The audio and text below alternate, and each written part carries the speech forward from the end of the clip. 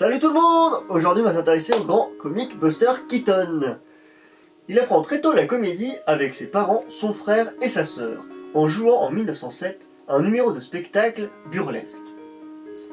En 1917, à Broadway, dans la rue Music Hall The Passing Show, il a signé un contrat avec la Comic Film Corporation. Il commence acteur du cinéma muet avec Roscoe Fatty Arbuckle. Durant les années 1920, Keaton réalise et interprète une dizaine de films. Il crée un personnage introverti et toujours en quête d'amour.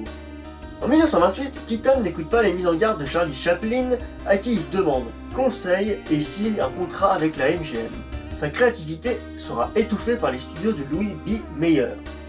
Keaton ne pouvant plus s'exprimer, ni sa fantaisie et ni son génie, dès 1930, après le film L'Opérateur, Keaton se voit imposer un partenaire, Jimmy Durant, comique responsable et très envahissant et surtout bavard. Well, here's the second batch. Hey, Elmer, do you think we put in enough yeast? I don't know.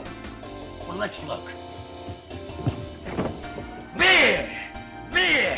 Beer! What marvelous beer! How gratifying! How gratifying!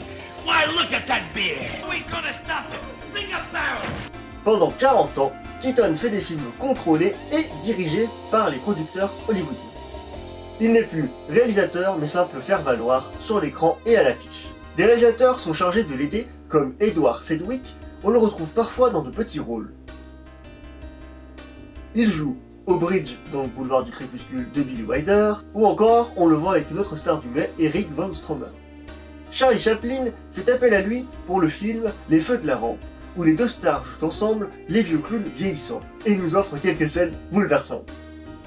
Il fait aussi quelques caméras cachées où éclate au travers de quelques gags son véritable visage. Dans les années 50, il passe de vedette au cirque Medrano pour un show muet. En 1955, Raymond Roher, un distributeur américain, commence à collecter les films de Keaton et fait ressortir les meilleurs.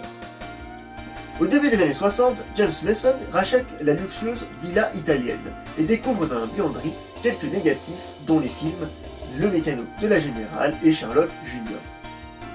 La croisière du Navigator ressort et connaît un immense succès auprès du jeune public. Buster Keaton reçoit un Oscar en 1960 pour tout l'ensemble de sa carrière. Il joue dans un épisode aussi de la 4ème dimension dans le rôle d'un balayeur grincheux qui se plaint de l'époque 1890 et s'imagine que la vie en 1961 serait bien plus agréable.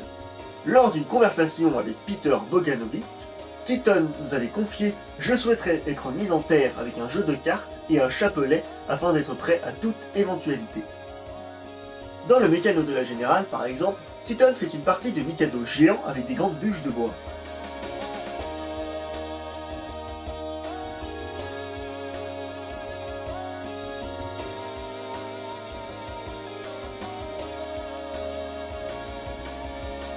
Chez Keaton, la matière est très importante.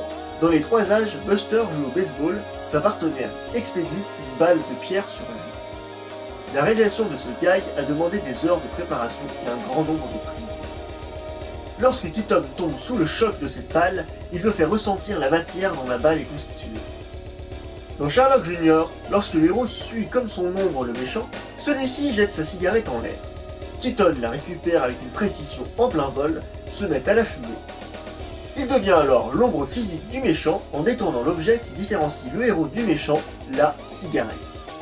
Dans Les Fiancés en folie, Keaton fait une demande en mariage par écrit à une inconnue.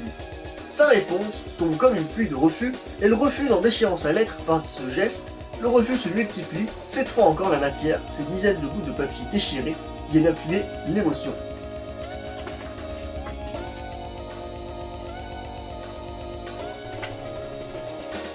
Et oui, chez Buster Keaton, la matière joue énormément, ainsi que les objets.